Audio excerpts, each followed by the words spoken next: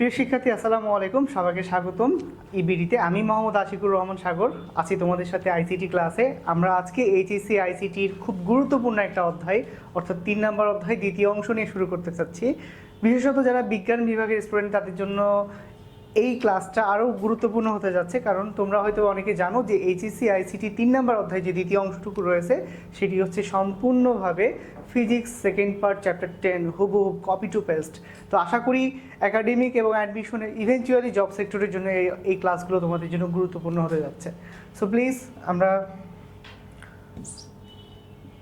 আমাদের কনসেপ্টে চলে যাচ্ছি। আমরা আজকে ফার্স্ট যে কনসেপ্ট নিয়ে কথা বলবো সেটার নাম হচ্ছে ডিজিটাল ডিভাইস। কী নিয়ে কথা বলবো? Digital device. সো আমরা সবাই মোটামুটি জানি এখানে 3 নম্বর অধ্যায় দ্বিতীয় অংশের নাম ডিজিটাল ডিভাইস। ডিজিটাল ডিভাইস বলতে ডিভাইসগুলো নিয়ে কোনো আলোচনা করা হয়নি। আলোচনা করা হয়েছে ডিভাইসগুলো মূলত কীভাবে তার কাজগুলো সম্পাদন করে। আমরা মোটামুটি সবাই একটু হলেও জানি যে প্রসেসরের মধ্যে প্রসেসিং করার জন্য বেশ কয়েকটি ধাপে প্রসেসিং করানো হয়। ঠিক আছে, আমরা একটু যদি ইন্ডিকেট করে দেখি, প্রসেসর প্রসেসিং করানোর জন্য একটি অংশের সমন্বয়ে কাজ করে, সেটা হচ্ছে ALU arithmetic logic unit, CU central unit, এবং কি র্যান্ডম অ্যাক্সেস মেমোরি। সো এটা প্রসেসর তার ডেটাগুলোকে প্রসেসিং করার জন্য এই 3টি ধাপে প্রসেসিং করে থাকে। সো প্রসেসরের প্রসেসিংকৃত ডেটাগুলো কিভাবে কার দ্বারা কিভাবে সম্পাদিত হবে সেই জিনিসগুলো গাণিতিকভাবে যেই পর্যায় থেকে নিয়ন্ত্রিত হয় সেটা হচ্ছে অ্যারিথমেটিক লজিক ইউনিট। সো আমরা অ্যারিথমেটিক লজিক ইউনিটে গাণিতিক প্রক্রিয়াগুলো কীভাবে হয়ে থাকে সেগুলো নিয়ে আলোচনা করব। এবং খুব গুরুত্বপূর্ণ বিষয়, ডিজিটাল ডিভাইস আলোচনা করতে গিয়ে আমাদের সর্বপ্রথম যে জিনিসটি মাথায় রাখতে হবে সেটা হচ্ছে বুলিয়ান অ্যালজেব্রা। আমরা যেটা নিয়ে আলোচনা করব সেইটার নাম হচ্ছে বুলিয়ান অ্যালজেব্রা। সো আমরা যে অ্যালজেব্রা জানি সেই অ্যালজেব্রা থেকে এই বুলিয়ান অ্যালজেব্রা কিন্তু ভিন্ন। কেন? আমরা যে অ্যালজেব্রা জানি তার আবিষ্কারকের নাম হচ্ছে মোশা আল-খোয়ারিজমি হচ্ছে তিনি আমাদের বীজগণিত বা অ্যালজেব্রার জনক। কিন্তু এই যে বুলিয়ান অ্যালজেব্রার কথা বলছি, সেই বুলিয়ান অ্যালজেব্রার আবিষ্কারকের নাম হচ্ছে জর্জ বুলি। তার নাম হচ্ছে জর্জ বুলি। মূলত জর্জ বুলি এই বিশেষ অ্যালজেব্রার আবিষ্কারক। তার অ্যালজেব্রার বিশেষ বৈশিষ্ট্য হচ্ছে একটি চলকের সর্বোচ্চ 2টি মান থাকবে, হয় 0 নয়তো বা 1। একটি চলকের সর্বোচ্চ 2টা মান থাকবে, হয় 0 নয়তো বা 1। সো এই 0কে বলা হয় লো ভোল্ট বা বিদ্যুতের অনুপস্থিতি।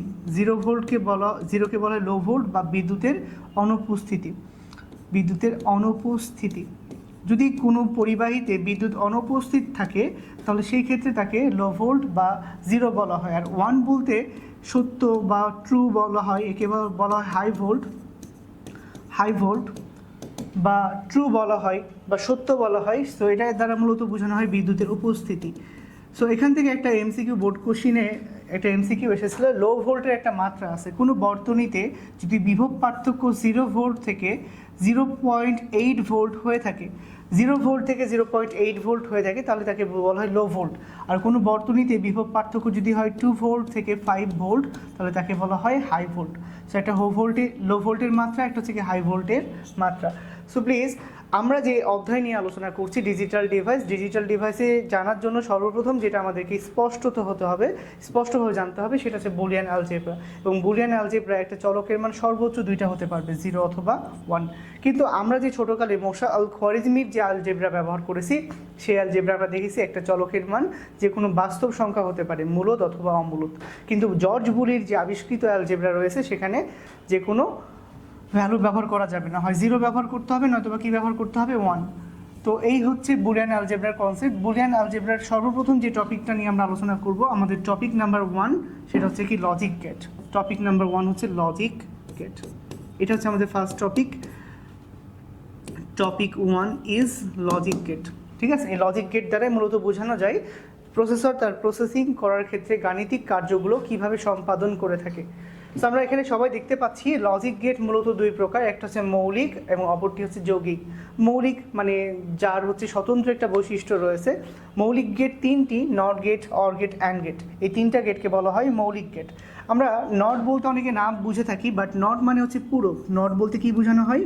নট বলতে পূরক বা কমপ্লিমেন্ট বলা হয়। এই কমপ্লিমেন্ট মানে সেই প্রশংসা না, এটা হচ্ছে বিপরীতকরণের কাজ করে থাকে নট গেট। অর গেট মূলত যৌক্তিক যোগের কাজ করে থাকে। কিসের কাজ করে থাকে? যৌক্তিক যোগের কাজ করে থাকে। অর মানে কিন্তু অথবা নয়, ঠিক আছে, এটা মানে যৌক্তিক যোগ, ঠিক আছে। যুক্তি সম্পর্কিত যে কাজগুলো করা হয়ে থাকে যোগ সম্পর্কিত, সেগুলো হচ্ছে অর গেটের কাজ। সর্বশেষে যে অ্যান্ড গেটটি রয়েছে এটা হচ্ছে যৌক্তিক গুণের কাজ করে থাকে, সেটির কাজ হচ্ছে যৌক্তিক গুণ। সো আলটিমেটলি খেয়াল করে দেখি মৌলিক গেট সর্বমোট কয়টি? 3টি। এখানে আমরা মৌলিক গেটের যে বৈশিষ্ট্যগুলো জানলাম, এবার মৌলিক গেট থেকে আমরা যে জিনিসগুলো জানবো সেগুলো হচ্ছে কি যৌগিক গেট। যৌগিক গেট সর্বমোট 2 ধরনের। কয় ধরনের? 2 ধরনের। একটি হচ্ছে সার্বজনীন, যাকে ইংরেজিতে আমরা বলতে পারি ইউনিভার্সাল, এবং অপরটি হচ্ছে বিশেষ, যাকে আমরা বলতে পারি এক্সক্লুসিভ। সো এটা তো যৌগিক গেট, তাই না? যৌগিক কাকে বলা হচ্ছে? একের অধিক কোনো কিছু সমন্বয় তৈরি করলেই মূলত তার যৌগিক হয়ে যাচ্ছে। তো প্লিজ এখানে খেয়াল করে দেখি নটের এন, এখান থেকে নটের এন নিয়েছি, আর অরের হচ্ছে ও আর, দেন যেটা গঠন করা হয়েছে একটি সার্বজনীন গেট, তাকে বলা হচ্ছে নর গেট। কী বলা হচ্ছে? নর গেট। নটের এন এবং অরের ও আর, দেন যেটা তৈরি হয়েছে নর। আশা করি তোমরা কালারগুলো দেখে বুঝতে পারছো যে কার সাথে কোন অংশটুকু অ্যাডজাস্ট হয়েছে। এবার খেয়াল করে দেখি নটের এন এবং আরেকটি মৌলিক gate and A N D. নটের এন এবং অ্যান্ডের এ এন ডি যুক্ত হওয়ার পরে যে সার্বজনীন গেটটি তৈরি হয়েছে সেটাকে বলা হচ্ছে ন্যান্ড গেট। কী gate? NAND gate. Okay, so please এবার আমরা যেটা নিয়ে জানবো বিশেষ গেট। বিশেষ গেটের ক্ষেত্রে একটা বিশেষ চিহ্ন রয়েছে, এখানে একটু খেয়াল করলে দেখতে পাবো এক্সক্লুসিভ গেট রয়েছে, রাইট? এক্সক্লুসিভ, বিশেষের ইংরেজি হচ্ছে এক্সক্লুসিভ। এক্সক্লুসিভের এখানে যে লেটারটা রয়েছে এক্স, এক্সক্লুসিভের এক্স আর অরের হচ্ছে ও আর, ঠিক আছে। এক্সক্লুসিভের এক্স এবং অরের হচ্ছে ও আর দিয়ে যে গেট গঠন করা হয়েছে সেই গেটের নাম কি? এক্সঅর গেট। কি গেট? এক্সঅর গেট।